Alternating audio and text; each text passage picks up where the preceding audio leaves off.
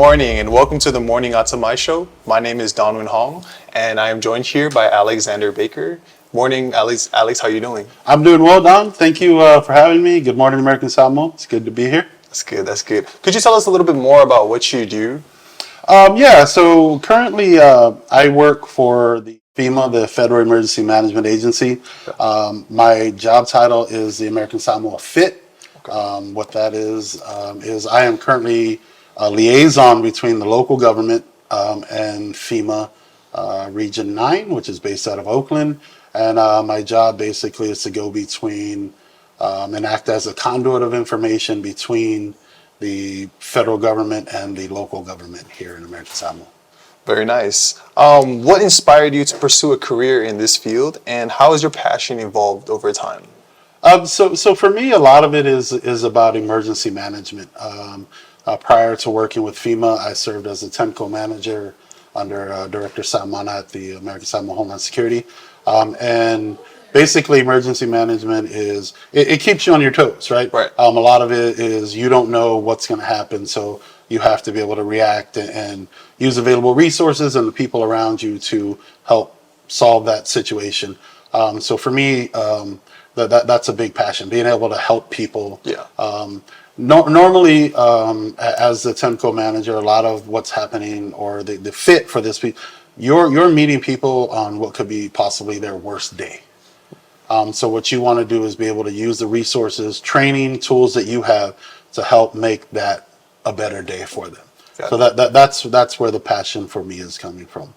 I want to be able to help our people, and not just on their worst day. I want to be able to just help them to take advantage of the what FEMA has to offer in terms of programs and training, so that in the event that we do have a major disaster or an event, that we're prepared for that. Okay. That's where I'm at. I like the fact that you talk about that you're always on your toes, kind of having to learn on the spot and having to do more things, and especially helping people. That's where a lot of your passion kind of comes into play. And I know that the 4 core values of the FEMA is compassion, fairness, integrity, and respect. So my question to you is, what skills do you think are most important for students, and how can they develop these skills while still in school? That's a very good question. I think one of the things that you want to keep in mind as an emergency management specialist or a fit person, you have to be a people person. You have to understand and be able to have empathy and put yourself in the situation of these people. Right. So one of the things that I think you can do in school while you're here at ASCC or another institute of higher learning is to take advantage of the people around you. Surround yourself with good people, surround yourself with good mentors, take advantage of your instructors and gain experience from them and how they approach people, because that's ultimately what it is. At the end of the day, whatever the program is, whatever the disaster, you're still going to have to be able to talk to these people. Right. So having that compassion and empathy and ultimately, like what you said, is a respect for them. Right. Those are skills that you can develop on an everyday basis, right?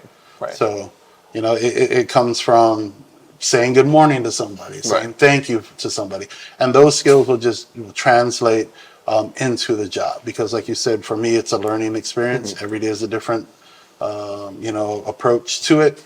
But ultimately, those 4 core values are always going to come to the forefront. Amazing. Thank you. Another question I wanted to ask was, what are some of the requirements or qualifications for people, specifically those who are graduating from ASCC, who want to apply for these FEMA jobs or positions? So a good place to start off with it is your education. It doesn't always require, they're not always set for education, but that's going to give you a heads up in terms of meeting some of these requirements. So for the position that I had or that I have right now, a lot of it was based on the experience of being an emergency manager, right? Understanding the FEMA process, understanding what we call the ICS or NIMS. ICS is the Incident Command System. And then NIMS is the National Incident Management System. What these are is There are a series of courses and classes that you can take online. You don't even have to be in school.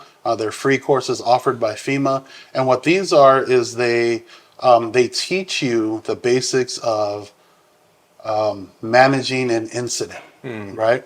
So a lot of that will help you to understand like what FEMA is going to build on.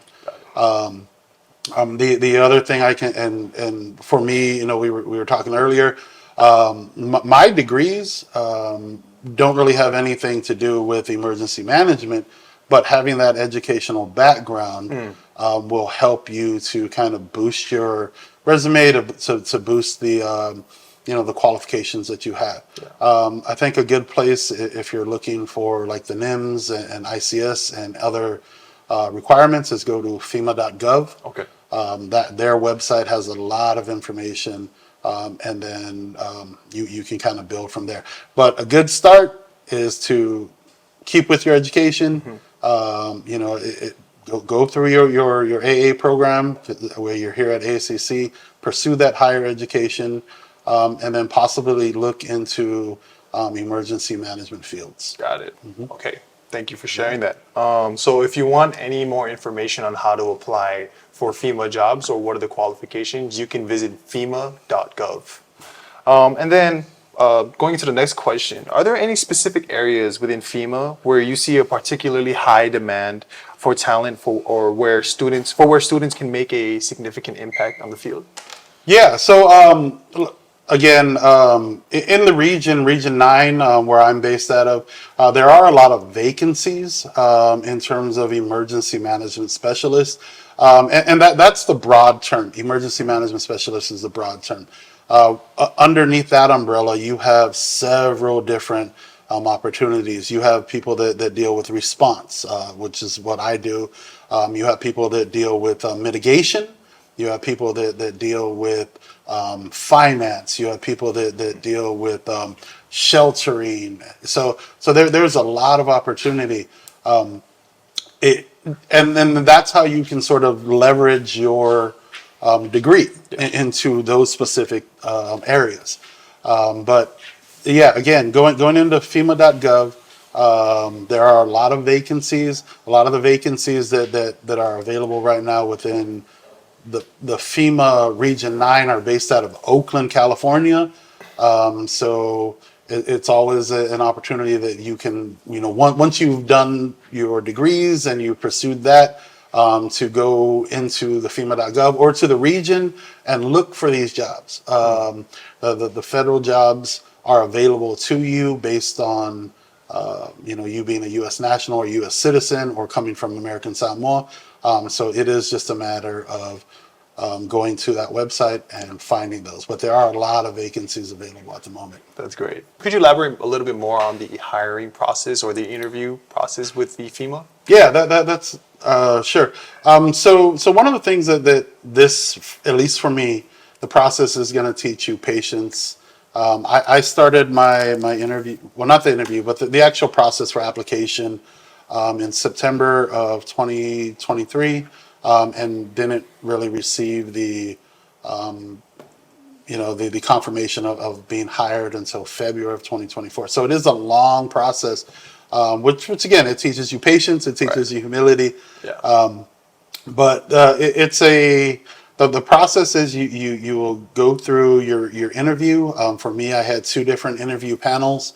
One was an initial interview with members of the FEMA staff, and then the immediate supervisor for the FIT program.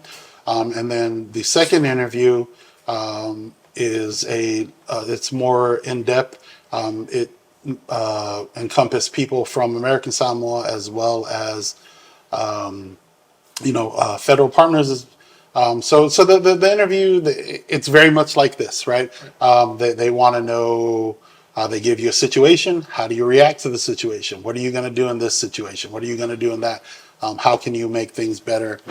So it takes on your skills as an emergency management or manager. It takes on your skills as a person for that compassion and humility and respect. So it's a very lengthy process, but for me it was interesting to find out a lot about myself within that process. Some of the other things that you'll have to do, there's an extensive background check. So that's because you'll be working for the federal government. It's a standard background check that you'll probably have to do for most jobs, but there is a little more detail that they want.